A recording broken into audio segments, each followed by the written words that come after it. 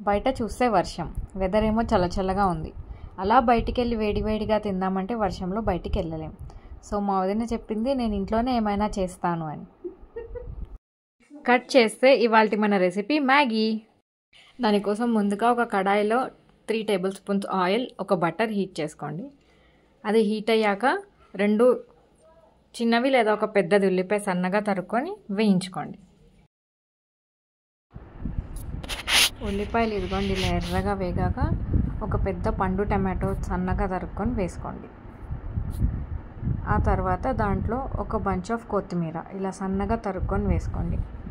మనకి కొత్తిమీర ఎంత వేగితే అంత టేస్ట్ ఉంటుందన్నమాట.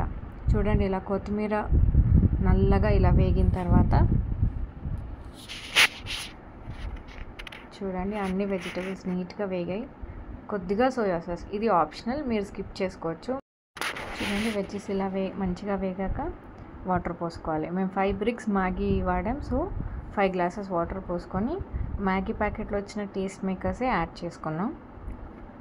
తర్వాత నీట్గా ఇలా బాయిల్ చేసుకోవాలి. మొత్తం ఇలా బాయిల్ అయ్యాక మ్యాగీ బ్రిక్స్ నీట్గా చుంచేసి వేయడమే వాటర్లో.